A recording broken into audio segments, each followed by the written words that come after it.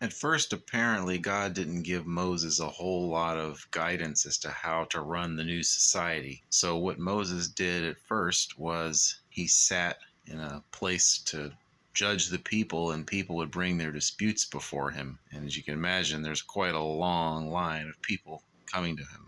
All day long, people were coming to him to get their disputes settled. Moses' father-in-law, Jethro, who's also called Reuel in other places, observes what's going on and says, this just isn't going to work.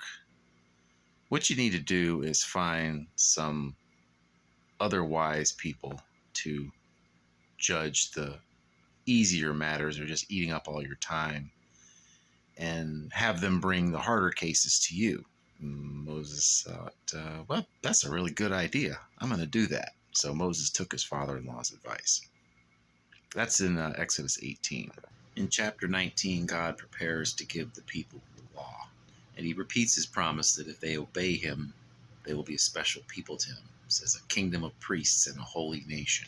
This was how they could have been the light to the Gentiles that they were intended to be. People would see their great prosperity and they would want to be a part of that. And that's what would have happened if Israel had obeyed. In chapter 20, God gives the 10 commandments. The fifth commandment is the one that Paul calls the first commandment with a promise.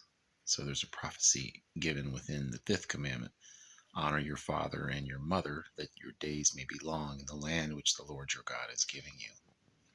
So God gives the people the 10 commandments with a lot of smoke and fire and thunder and lightning, and it terrifies the people. So they tell Moses, look, you go talk to God and tell us what he said and we'll do it, but don't let him talk to us anymore. They were just absolutely terrified. In the next few chapters, God gives a lot of general commands for the new society.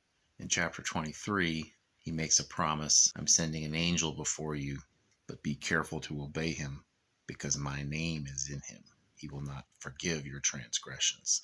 This is in the context of God driving the pagans out of the land that the Israelites were going in to possess, the promised land. So in chapter 23, God further promises to drive the pagans out, but not all in 1 year. It's going to take time. So he says, little by little, I'll drive them out, and he tells them what their borders will be. In chapter 24, Moses writes out the words of the covenant, and they have sacrifices to confirm the covenant, and the people promise, well, we're going to obey. It also says in chapter 24 that they saw the God of Israel. The whole idea of seeing God is a very interesting subject, and I'll do a video later on that, because there's verses that talk about seeing God, and there's verses that talk about no one ever seeing God. So is this a contradiction? What does all this mean? Later on, it says Moses spoke to God face to face, and yet God tells Moses, you can't see my face. So it's a very interesting subject we'll definitely deal with in a later video. At the end of chapter 24, Moses goes up on the mountain for 40 days and 40 nights.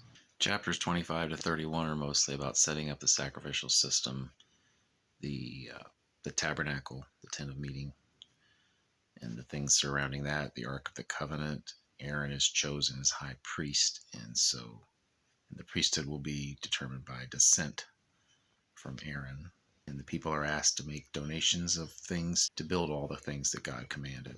And finally, at the end of chapter 31, God gives Moses the stone tablets on which he wrote the 10 commandments. And that will bring us up to the golden calf.